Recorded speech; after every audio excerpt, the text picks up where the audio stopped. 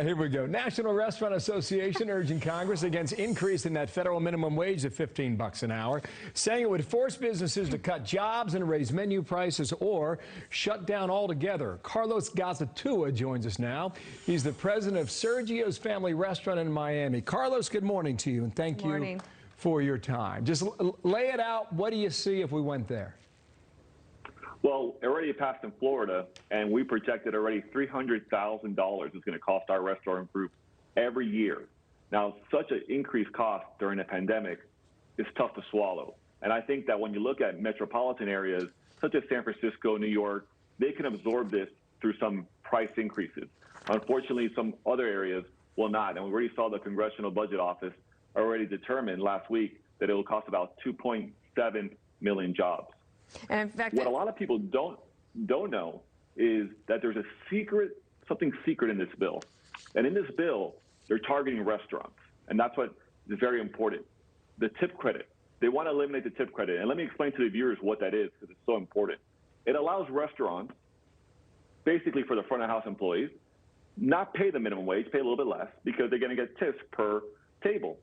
And we restaurateurs are the safety net. We say, hey, if you don't hit the minimum wage, we'll pay the difference.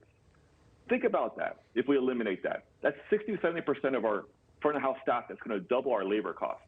And when you look at industries such as the insurance industry, realtors, they don't even pay an hourly wage to their employees. It's all commission based. So restaurants unfairly are being targeted in this bill, which is going to cause dramatic effects to our industry. And why are we doing this? We are the economic ladder for soft skills for so many minorities, so many young people to learn about hospitality and customer service.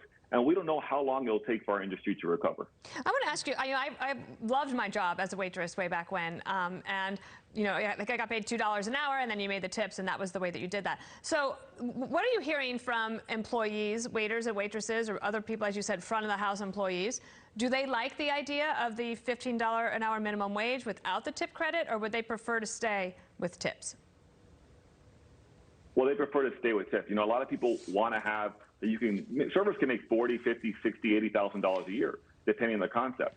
And what's great about our industry is that you can come in and work for 3 to 4 hours in a mid-shift, drop off your kids in daycare, come pick them up, and go back home.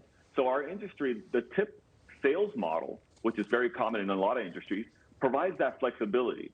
Now, 5 years ago, Dana, I don't know if you remember, we talked about income disparity between back of the house and front of the house. Yes. You know, we're not really addressing that issue right now, and that's unfortunate.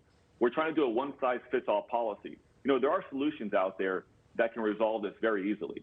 We talk about transparency wages as one of the solutions. You know, we already have the data that when Walmart decides to increase wages and they have to declare it, guess what happens? Target automatically increases wages either. You talk about every city has a different standard of living. Through transparency wages, the market loves transparency and data. By doing that, it lifts the boats for everyone else. And we can add earned income tax credits, right? Like supplemental income, that if someone does not make that on the federal and state level, we can expand those programs. And if you're working hard and you're a producer and you don't make enough salary, we'll go ahead and increase your income through the tax code. So you're giving them options, yeah. Listen, some people think you're holding a gun to their head, but a lot of people who own small businesses say, we can't hold on to the jobs. Carlos, I hope you come back. You make your point very interesting. I think Dana and I both lived on that tip credit one time in our lives, too, so it can be done. Carlos, thank you. Thank you.